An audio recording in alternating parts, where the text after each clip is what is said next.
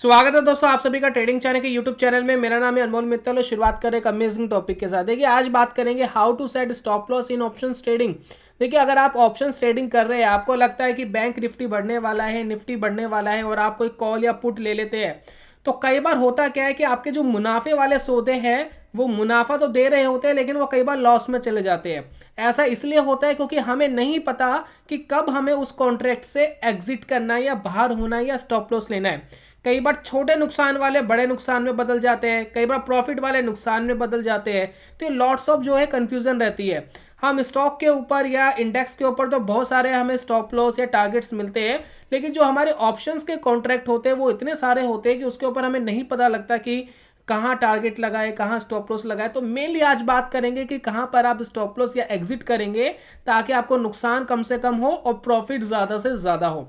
देखिए सारा गेम जो दोस्तों है ये ट्रेडिंग का वो है एग्जिट का। अगर आप एग्जिट सीख जाते हैं तो आपका सारा काम बन जाता है। बहुत सारे स्टॉक आपने देखे होंगे कि आपके बेचने के बाद वो 2 गुना या 3 गुना हो गए। पिछले कुछ दिनों के अंदर ऐसे स्टॉक्स बहुत सारे सामने आए हैं और कई बार हमें लगता है कि काश हम उसको रख लेते अपने पास तो हमारा पैसा भी डबल या 3 गुना या 4 गुना हो जाता है।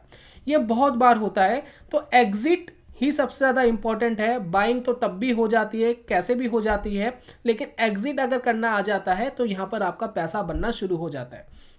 देखिए एग्जिट समझने से पहले या स्टॉप लॉस समझने से पहले ऑप्शंस के कॉन्ट्रैक्ट के अंदर हम सबसे पहले एक रिस्क एंड रिवॉर्ड रेशो का छोटा सा एग्जांपल ले लेते हैं। बहुत सारे लोग जानते होंगे, जो नहीं जानते उनके लिए ये छोटा सा एग्जांपल है, जरा समझ लेते हैं।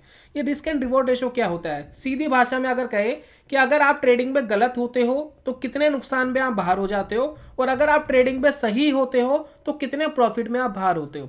तो बहुत सारे लोग रिस्क एंड रिवॉर्ड रेशो जाने अनजाने में यूज तो करते हैं, लेकिन बहुत सारे लोगों को पता नहीं होता कि करे कैसे। तो एक एग्जांपल ले रहे हैं हम 1:1 का। 1:1 का मतलब ये है कि जितना मुनाफा उतना ही नुकसान लेंगे। और एक एग्जांपल लेंगे 1:2 का, यानी रिवॉर्ड तो 2 गुना लेंगे और रिस्क हम 1 गुना लेंगे। तो जरा समझते हैं सबसे पहले 1:1 वाले के कुछ एग्जांपल। देखिए यहाँ पर कुछ एग्जांपल आगे। मान लेते हैं आप एक ट्रेड में 500 रुपए का नुकसान लेते हो और 500 रुपए का ही मुनाफा लेते हो। आपने 6 ट्रेड लिए जिसमें से 3 नुकसान में गए और 3 प्रॉफिट में गए, फाइनली पैसा नहीं बना। दूसरा एग्जाम्पल हम लेते हैं। इसके अंदर हम क्या कर रहे हैं कि 500 रुपए का नुकसान लेंगे और 1000 रुपए का प्रॉफिट लेंगे एक ट्रेड में। यहां भी 3 नुकसान में गए, 3 प्रॉफिट में गए, लेकिन यह डिफरेंस ये आया कि जो ट्रेड आपके प्रॉफिट में गए वहां पर आपने 2 गुना प्रॉफिट लिया, यानी 1000 रुपए प्रॉफिट लिया, और जहां आप नुकसान में है वहां आपने 500 रुपए नुकसान दिया। अगर आप इस तरीके से ट्रेडिंग करते हैं तो यहां पर आपके नुकसान के चांसेस बहुत ज्यादा कम हो जाते हैं। काफी लोग कहेंगे कि ये देखने में या वीडियो देखने में तो बड़ा सिंपल लगता है, लेकिन जब इसको प्रैक्टिकली करने जाते हैं तो इतना सिंपल या इतना आसान टास्क नहीं है, काफी मुश्किल टास्क है। लेकिन दोस्तों ये उतना ही मुश्किल टास्क है जितना आप उसको समझते हो।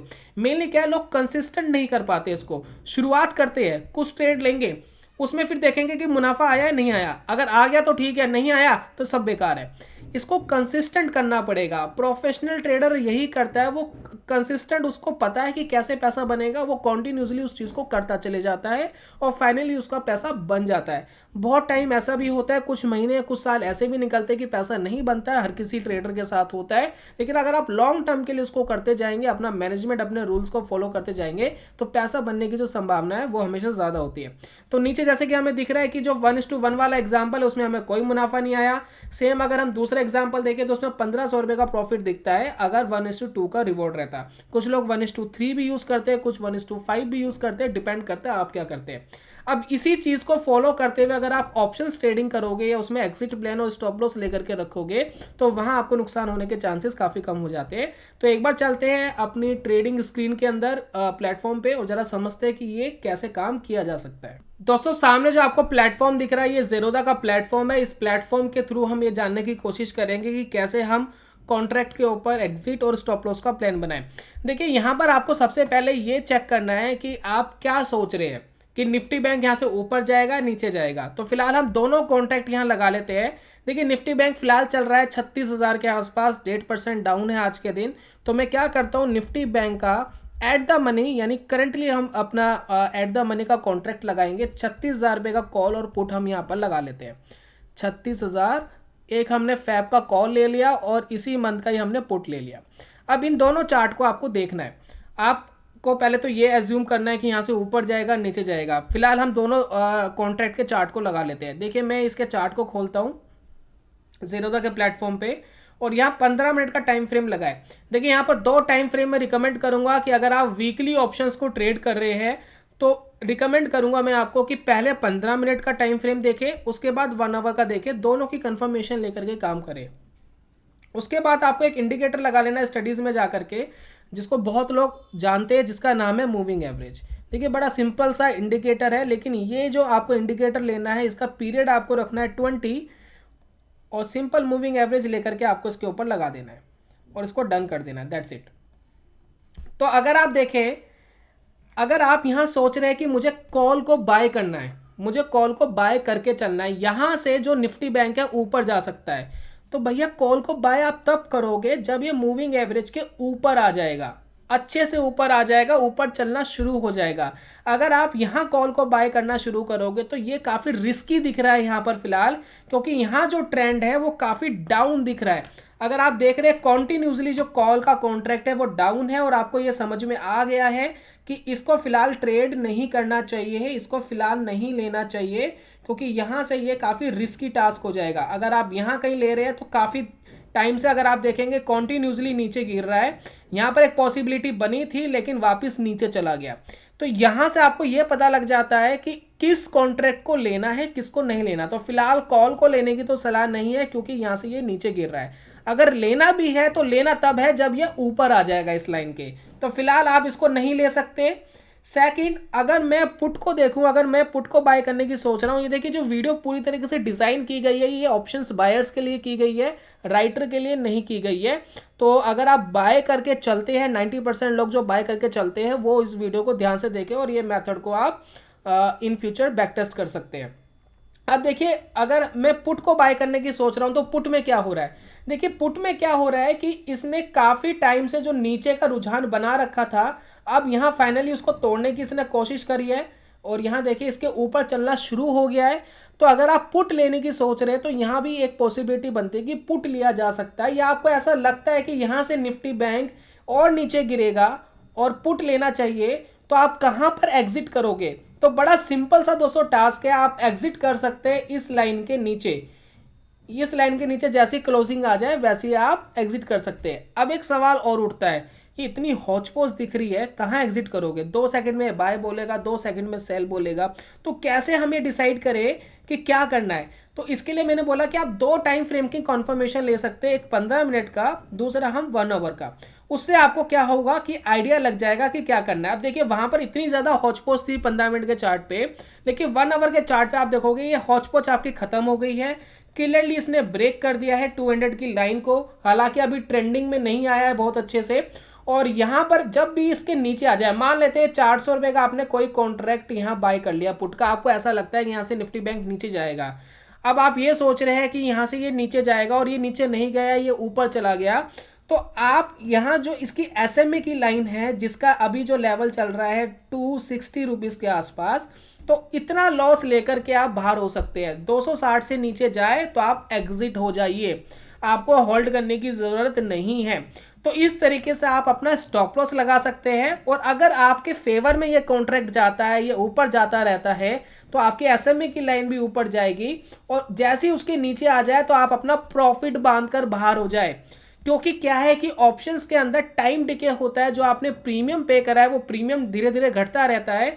तो अगर मार्केट कोई मूवमेंट नहीं भी दे रही है तब भी प्रीमियम आपका घट रहा है, तो उस प्रीमियम को घटने से भी आपको बचाना है, उस पैसे को भी आपको प्रोटेक्ट करना है। तो इस तरीके से आप अपना प्रॉफिट और स्टॉप लॉस बांध सकते हैं अलग अलग कॉन्ट्रैक्ट में, और आपको यह भी आइडिया लग जाता है कि आपको कौन से कॉन्ट्रैक्ट में घुसना है, कौन से में नहीं घुसना है। फिलहाल जो मैं कंडीशन देख पा रहा हूं इसके अंदर, तो फिलहाल अगर मैं अपने लिए कोई डिसीजन लूंगा तो अपने लिए मैं पुट बाय करने की सलाह मेरे लिए रहेगी, क्योंकि अगर मैं पुट का चार्ट देख रहा हूं तो वो मुझे ट्रेंड रिवर्स करता हुआ दिखाई दे रहा है। सेकंड, अगर मैं देखूं एसएमई लाइन के ऊपर आ गया, अगर नहीं भी गया ये ऊपर तो ये नीचे आकर मैं इसमें एग्जिट कर सकता हूं। ठीक, अगर मैं निफ्टी 50 की बात करूं तो निफ्टी 50 के भी अपने कॉन्ट्रैक्ट ले लीजिए और उनका भी चार्ट देख लीजिए वो क्या कह रहे हैं। तो मैं क्या करूंगा, निफ्टी 50 और 15,000 की ही कॉल और पुट दोनों लगा लेता हूं और देख लेता हूं कि क्या कंडीशन बनी हुई है।